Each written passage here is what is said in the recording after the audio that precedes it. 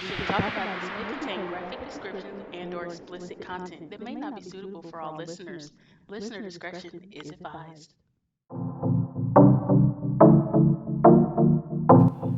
Hi, I'm Key, And I'm V. and this is We Shouldn't Talk About This. Good day to you, Key. Good day to you, V. I think today is a terrific day to talk about something crazy. Well, let's do that. Okay, do you mind if I start this time? Absolutely. Let's switch it up on them for episode 8. That's right. So let me go ahead and put you in our turn portal right now. If you step into one of these police boxes from the United Kingdom, you'll be transported back to 1977 Wales. Now, this was a time of, cool things happening in the UK. And there are lots of, it's also a good time for music, good time for parties and festivals, and a great time for a little thing called LSD. Do you know what LSD is, Key? Um, the only LSD I'm familiar with is the Beatles song Lucy in the Sky with Diamonds. Lucy in the Sky with Diamonds, huh? That's the only LSD I'm familiar with. Well, that is good to hear that you're not an LSD user. But I have some fun facts about LSD to tell you real quick. Well, hot damn, I love fun facts. So LSD actually stands for lysergic acid diethylamide. You didn't sound so sure about that last word. Yeah, the diethylamide. Diethylamide. That one sounds about right. Okay. Anyway, it was invented in 1938 by Swiss scientist Albert Hofmann while he was researching the medicinal uses of a crop fungus. Began to gain popularity as a street drug in the mid 1960s, but was banned in the UK in 1966. The maximum penalty for possession is 7 years in prison and life for supply.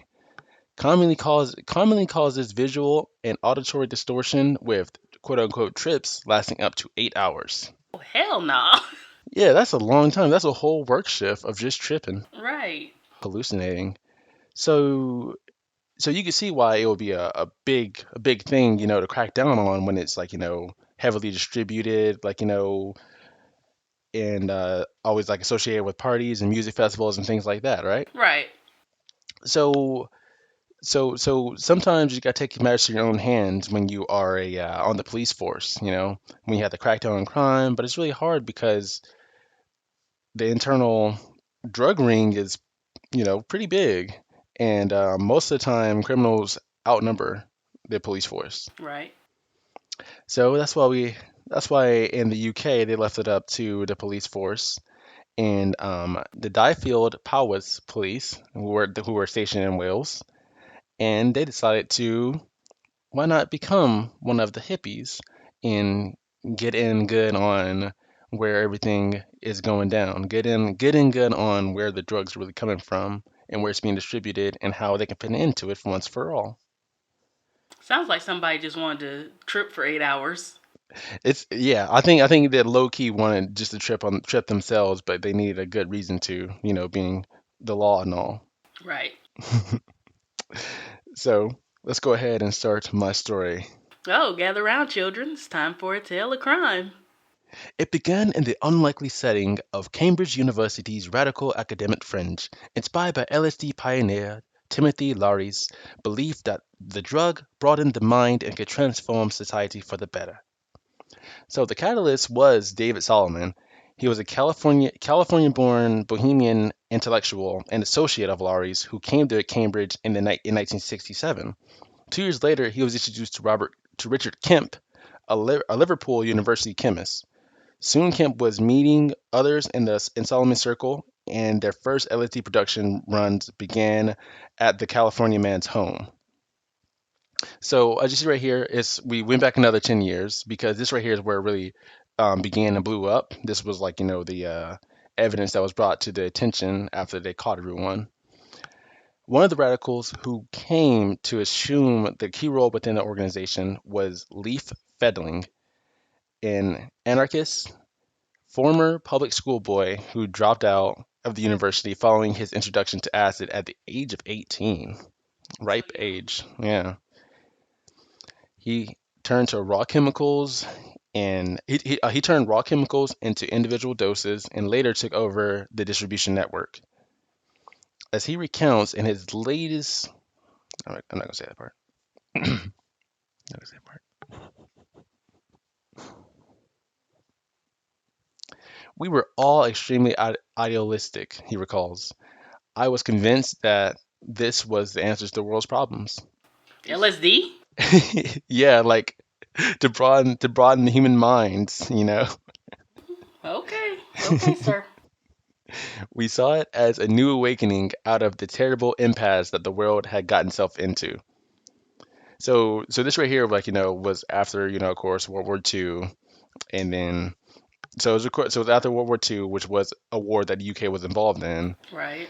and so this right here was his way of saying like instead of war, if we turn to these pills, we will all be peaceful with one another and love each other and love our planet.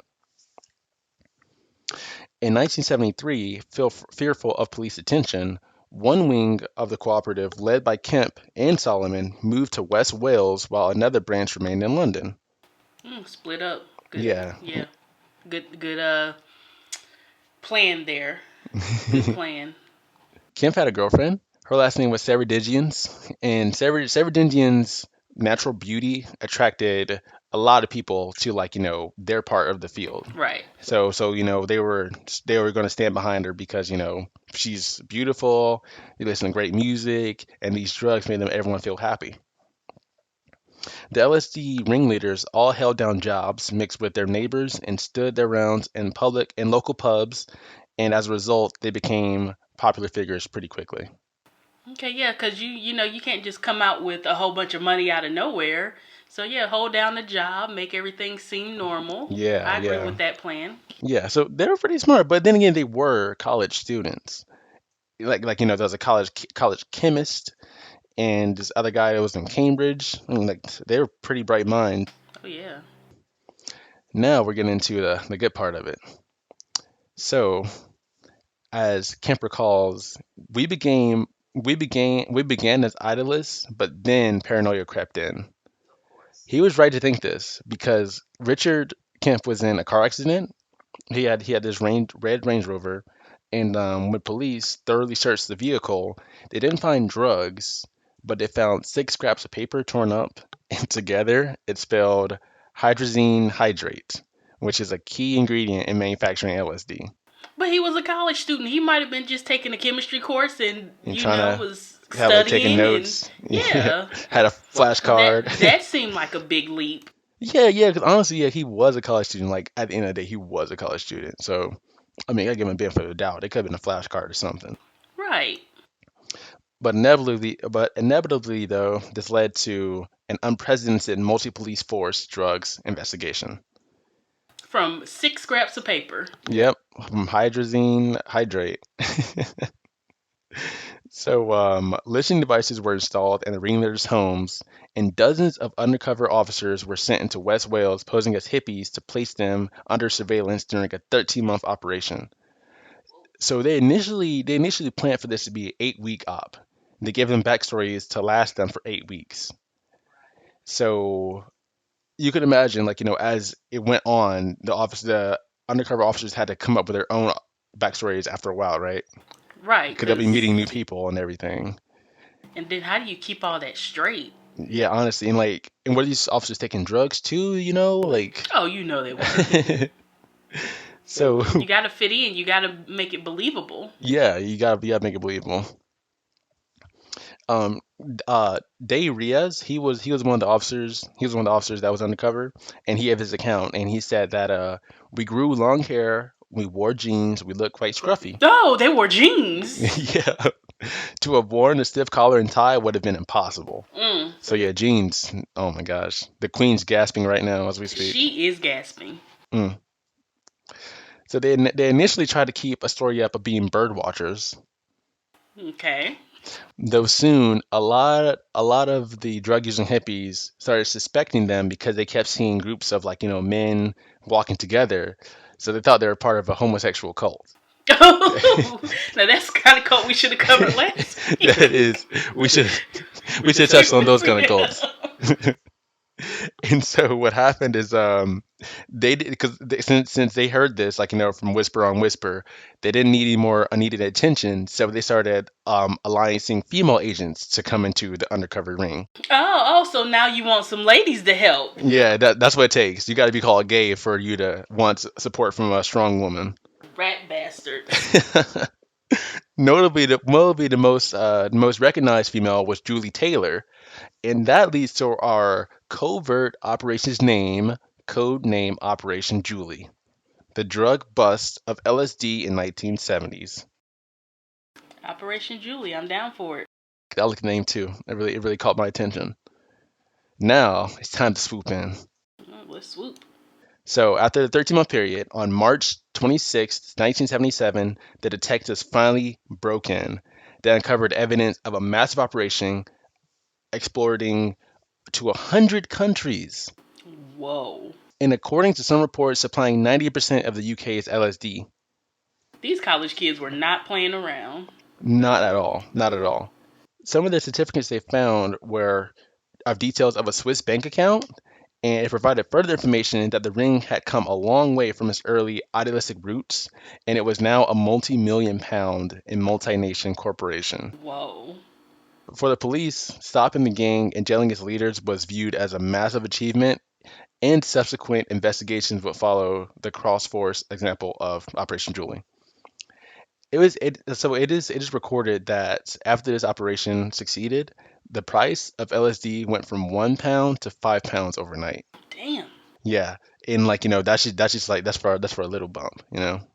There's no telling what wholesale little magazines full of LSD tissues were worth. Damn police, they ruin everything. Yeah, it's crazy. Zariz was interviewed and he said, "We were totally convinced that we were doing the right thing. I think every police force in the country at the time had some experience of individuals who had ended up in mental hospitals or been involved in serious crime as a result of LSD. But I mean, if nonetheless, you're tripping for 8 hours, who knows what you're seeing or thinking you're seeing or... yeah, like imagine if you're like on LSD and you're in your room and you like step on the carpet and you're like, oh my gosh, I'm so sorry, Dragon. I didn't mean to step on your tail. You can Right. Or like, you think somebody's breaking in the house and you just run outside shooting up people. Who knows what's going on in your head? yeah, seriously, it's, mm-mm. I'd imagine it being a really dangerous drug, with long-term usage. Right. And then you never know like what the trip is going to be like. It's not Oh like yeah, it's. yeah. You can't like, think happy thoughts and then it'd be a Right. good trip. It just happens. So Richard Kemp, he was sent to 13 years in prison. Damn. His girlfriend, who I forget to mention was a qualified doctor, was 9 years sentenced to 9 years in prison. Women do get off a lot easier Yeah, when it comes to jail. sure. Our women's prison's pretty rough too, right? I've never been to women's prison. I know. Well, why not? I feel like you were trying to insinuate I'm a criminal. Well, I mean, you do like true crime things. You do a lot of research. I do. Different topic for a different day. Fadling was sentenced to 8 years in prison, and having built up a food business and opening an orphanage, he said he had no regrets. So he used his money for good. Yeah, he did. I But can he dig it. but he does say he no longer believes that the LSD could transform the world. Like he no longer has the idealistic, He belief. probably came up with that belief while he was on LSD. Yeah, I would think so. I now realize how unrealistic that was. You can't solve the world's problems with a pill, that he says. That's kind of sad though. Like he kind of lost his zest for trying to make the world a better place. Yeah, that is sad. I mean, he did do good though by opening the orphanage and doing like a food production company. Yeah, he tried. He So tried. that's cool. All right, so the operation they stopped, it accumulated to about 6.5 million tabs of LSD. Whoa! God damn! Yeah, like this is in Wales. This is in Wales and Cambridge. Well, started there and then went around, and that had a street value then of 100 million pounds in 1977. Oh my gosh, do we need to see how much that is now? We need to see how much that is. In 1970, 100 million pounds in 2020 would be $664,873,711.34. That's in dollars to dollars. So pounds are like worth more than dollars, so that would Yeah, be even more. even more. That's insane. That's so That's crazy. over $500 million. Yeah, in drug money. Wow. But Definitely in the wrong business. they all were arrested and faced trial, and that pretty much concludes Operation Julie. It was a successful operation and led to many more internal ops in the UK's police force. Well, good job, Operation Julie. I mean, I'm still a little bitter about how Julie had to get pulled into it, like the reasonings, but Yeah, it was successful, and that's all we can ask for. that's all we can ask for. But she should have been day one, though, for real. Yeah, she should have been. So they got caught up in a sting and lost everything. Yeah, and it's crazy too, because like they were hippies, so that's something related to your old code also. Yeah, love the hippies. They were just trying to have a good time, you know. Yeah, they're trying to save the world and make the world a better place. I mean, I can feel it. Let's try to do it without LSD, but I get where they were going. Yeah. I get their, the end result they were looking for. So I can't come down on it too hard. Yeah, it's pretty harmless. Pretty harmless. I mean, not LSD, but No. their thought pattern. Yeah. They weren't like, yeah, let's attribute this to kids. Yeah. Let's go to elementary schools and tell kids that these are breath mints. Yeah, crack dealers. Yeah. At least they were trying to just give it to adults. Yeah. As far as we know. As far as we know. Well, that was interesting, though. Mm. That was very interesting. I'm not as familiar with LSD as you are now, but I mean, an 8-hour trip, depending on, if you were confined to a house, I guess it wouldn't be so bad. If you're out roaming the streets, I wouldn't recommend. Yeah, seriously. So if you have more than one story in your house, you want you Yeah. like, thinking you can fly. Yeah. Mm-mm.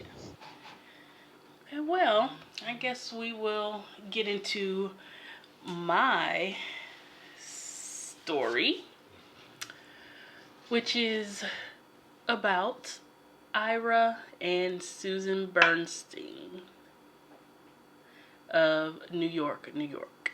New York. Yes, not Old York. Oh. So, Ira and Susan Bernstein met at Penn State in the 1990s. She went on to study education, and he later received a doctorate in podiatry. They were married in 2002, and the early years of their marriage were happy. Together, they had 2 daughters and a son, whom Susan looked after as a stay-at-home mom. As Ira's podiatry practice blossomed, he invested in real estate, buying a number of nearby properties. Which is smart, like real estate investments. That's a good investment. Yeah, especially if you're renting them out, that can be really profitable. Yeah. So from the outside, it must have seemed like 42-year-old Ira Bernstein had it all. A successful podiatrist in the suburbs of New York, he was a fixture of the local community and counted Rockland County's law enforcement officers among his friends and patients. But a decade into their marriage, the Bernsteins started to grow apart and fought constantly. In 2014, Susan Bernstein filed for divorce. She claimed their marriage was marred by domestic violence and later testified that Ira used threats, intimidation, put-downs, name-calling, mind games, and humiliation on a daily basis. Sounds like a sad conclusion to that. Not as sad as it's about to get. Now, while Ira and Susan were in the middle of this separation, as their marriage deteriorated, Ira began seeing Kelly Gribeluk, one of his patients, and an aspiring practicing mortician. Honest day's work. I couldn't do it. Yeah, I don't know if I had something for it. I don't think I can do it. I couldn't. But that was Kelly's job, and she enjoyed it. Now, I'll give you a little backstory on Kelly. At 21, she joined the Satmar sect of Hasidim, which practices a strict form of Orthodox Judaism. And she was married with 3 sons by the time she was 27. Later, she sought a divorce and custody of her 3 sons, also claiming abuse, while her ex-husband alleged she had an affair with his 19-year-old nephew. Mm. She ultimately lost the custody battle in 2014. So, Ira and Kelly, they bonded over their failed relationships. So, his wife claimed he was an abuser. She claimed her husband was an abuser. They both lost custody of their children. They were just, misery loves company type of deal. Yeah. But as Ira would later tell Dateline, she completely understood me. And while she spoke of their chemistry and said, I really truly loved him. Well, ain't that sweet? That is, like I said, they were commiserating. Misery loves company. But here's where it starts to kind of go downhill. Behind the scenes, though, Ira was hurting financially from malpractice suits.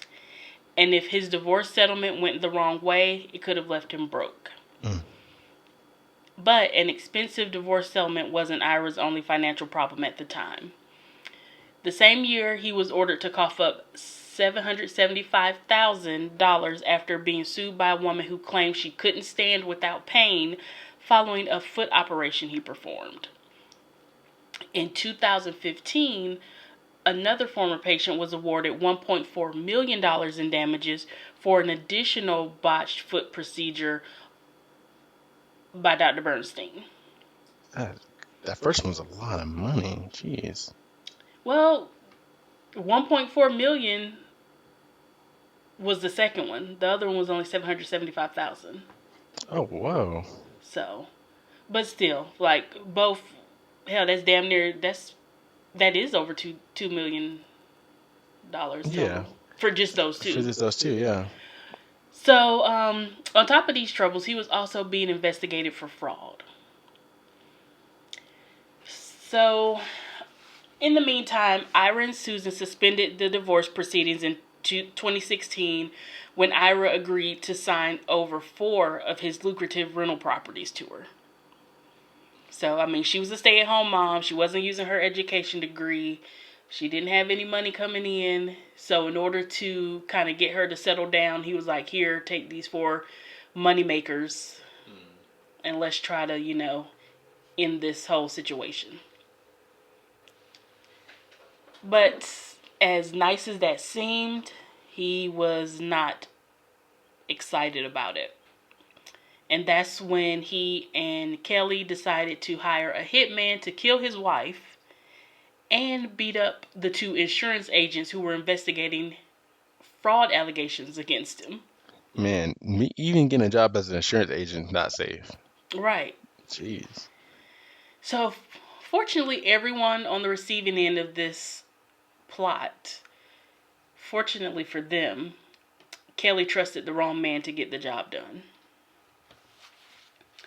In spring of 2016, Kelly walks into the office of luxury car dealer Mackenzie Lusson, a friend who had lent a sympathetic ear during her divorce. So she knew this guy. And she kind of assumed he had some underworld connections and, could do what needed to be done. Why she assumed this, I'm not sure. I don't want to pull the race card because Mackenzie was black and Kelly and Ira were white. But that was not a race card pull. That was just a stating of 2 facts. My race card is still firmly in my pocket. Yeah, yes. Okay. So, she asked Mackenzie to help Ira she asked him to help her get rid of her new boyfriend's wife. Luson, I'm assuming he is Creole, told the show Murder for Hire that when he asked what she meant, Kelly replied, "Take her out of the picture." But instead, he went to the police. He was like, he is not about Yeah, that life. yeah, He is not down for these shenanigans. yeah. He said, "I would not be an accomplice Mm-mm. or know anything about a crime in progress." Right. He was like, oh, okay. 911, please come help me. He was like, no. That's the person in auto finance. Her name's 911. Don't worry about it. Like, why would you go to a car dealer and ask Oh my for a hit? gosh. Okay. No matter how much that you cool with someone, Right. no matter how much you cool with someone, don't just. I Oh, don't understand. I really wish I could get her logic of thinking on this. Like, okay, Markenzie's my friend. He sells luxury cars, so obviously he knows a hitman or two. I don't get it. I don't get it either. But, so, Markenzie went directly to the police. He did not pass go. He did not collect $200. Straight to the police. So the Ramapo police detectives asked Lauson to play along with Kelly's request and see where it went. So they installed a hidden camera in his car where they would meet him and Kelly during a month-long investigation. Without discussing terms and exchanging money, the police would have no case against her. And when Kelly needed to be explicit about the hit, like they needed her to explicitly say, "Kill this woman, I will pay you." Right. No, like, out of the picture, wink, wink. You have Right. to, like, say those words. She later said the murder had to look like an accident, perhaps a fatal car crash. On recordings of her conversation with Markenzie, she repeatedly referenced her boyfriend. Now, this is a little bit of what she said. "He's in such conflict," Kelly was recorded saying. "The guy can't sleep, he can't eat. It's a hard enough decision emotionally that his kids will be without a mom. So it's like he knows what he got to do, but it's killing him." Okay. Okay. Like, not killing him enough because he's still going along with it. Yeah, he doesn't mind having his wife Right. killed. So when Ira's friends in the Ramapo Police Department learned that he might be involved in a murder for hire plot, they were shocked. But as the case progressed, it became obvious he was the one calling the shots. "He's the boss," Kelly was heard saying on tape. Ira and Kelly eventually negotiated down the price of the hit from $200,000 to $100,000. And then, after that, Ira insisted on meeting Lauson in person. When he asked how soon he would like to make the hit happen, a hidden video camera captured the podiatrist telling him, "We're thinking ASAP." Now, before greenlighting the murder of his soon-to-be ex-wife, Ira had another request. Using Kelly as his go-between, he asked Markenzie to intimidate and assault the two insurance investigators. Like I said, that was a part of their plan. They needed to get him out of all his financial trouble. The fraud investigations, the divorce. So the two were allegedly about to recommend the Rockland County District Attorney's Office to open an investigation into Ira for insurance fraud. Police then approached the men and, working with the makeup artist, created photographs to show them beaten and bloodied. Very good, very good. When Markenzie next met with Ira, he was shown the photographs of the insurance investigators with their faces covered in blood. Talk soon turned to the murder of Susan. And Ira said that Kelly would reach out when the time was right. Man, Luson is he's doing pretty good for being a car mechanic. He's like, Really? Well, a directing back to salesman. them. He's a salesman. Car salesman. Excuse me. He doesn't get his hands. He doesn't get his hands dirty at all. Right, literally, no. No oil, no blood, nothing. Mm-mm. So he's doing real good. He's doing real good job. Like delegating everything to the police, and then having say, all right. We'll get in contact with them. We'll give you the photos. Just hang tight. And we're doing real good. Now, I've seen the Dateline on this, or possibly the 48 Hours, possibly both. I watched both of them a lot. And one of these meetings, Ira and Kelly got into Markenzie's car. He was in the driver's seat, and Ira was in the back. Kelly was in the passenger seat, and they were just sitting and talking. And Ira saw the camera, and he was like, "Hey, what's this between the seats?" And Markenzie, quick on his feet, was like, "Oh, that hooks up to my kids' game so they can play it. And I sell luxury cars. I got the hookup in here. It hooks to the games, and they cast it on the TV." And he was like, "Oh, okay, that's cool. That's pretty neat." Man, he is. Markenzie's he was really the linchpin in all of this. Like he held it together under pressure. He did a great job. It's awesome. So,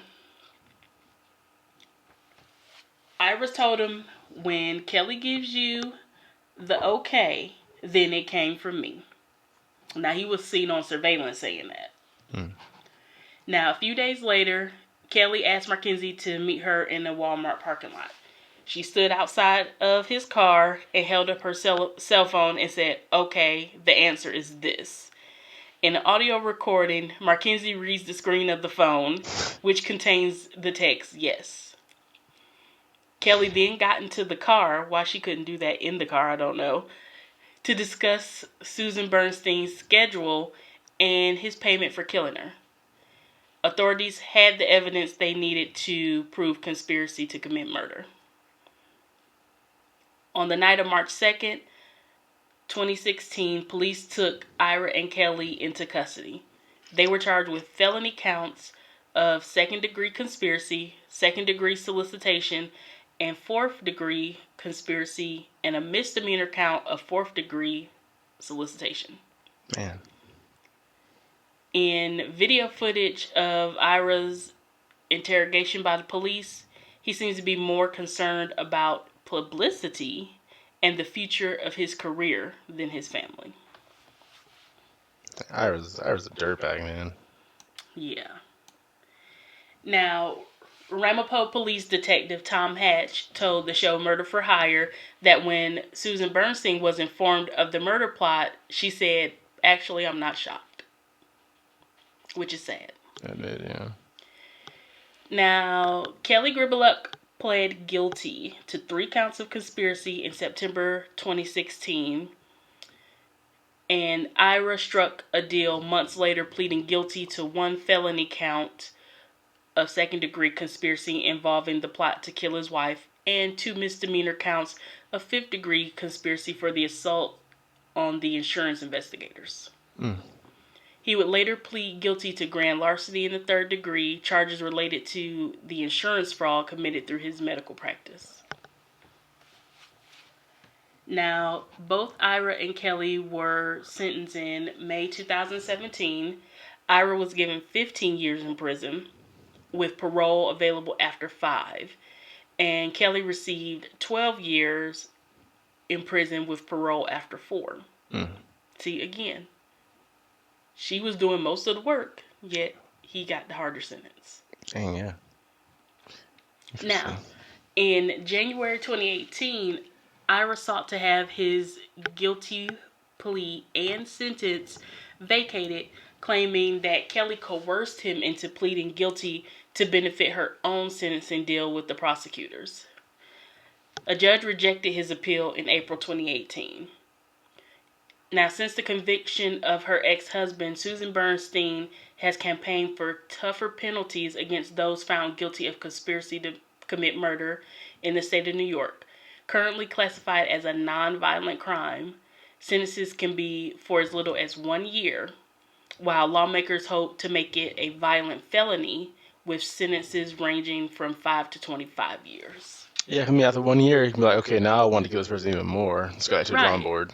right. Like it's Man, there's some weird laws, and then like you get like prison for possession of drugs. right forever. Like Yeah, that's a forever. life sentence. Yeah, and like even though you're gonna use the drugs, like, even if you're the user or the seller, but if you plan to kill someone, 1 year is minimum. That's crazy.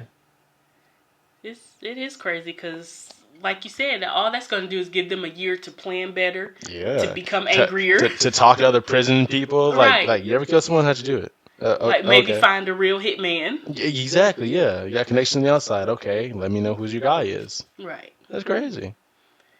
But Susan is campaigning to get that change. So go, Susan, go. Yeah, and I hate that Susan had to deal with all this. Right She now, she deserved this. probably wasn't a innocent victim. Hmm. When I say that, meaning they were getting divorced. It's never just one sided, Yeah, but yeah, not to the point where yeah. she She didn't deserve to needed to be get a killed, hit on right? her, get assassinated. And It's also, insane. kudos to Markenzie Lasson. Man, Mackenzie Lassonde, he is the man of the hour. He He is really is. quick on his feet about everything, man. That's crazy. If I was in a situation, I don't know what I'd do. I'd be stuttering the whole time. Would jumped out the car and ran. Yeah, like, but I gotta go. Just leaving. No, that's crazy. But that was a very interesting case, also.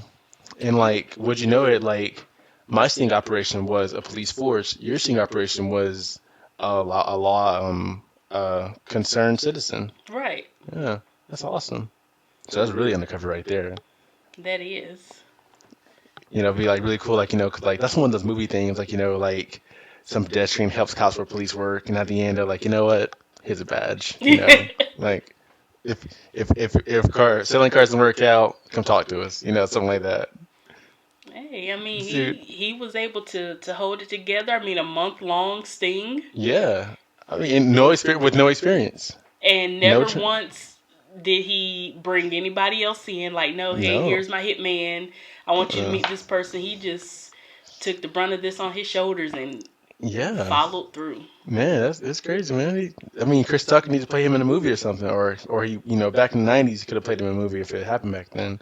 But this was like what, 2011, 2012, 2014, 2014. 2015, like this So, was super recent. oh my gosh, like I guess people still do it because like what got me is that like Kelly wanted Irene Kelly wanted someone to beat up the insurance people. Right. Like, I mean, that's something that mobsters used to do back in the 50s and 60s. Like, they used to go beat up someone so they don't mess with someone anymore, or they beat up the store owners so that they pay them for protection money.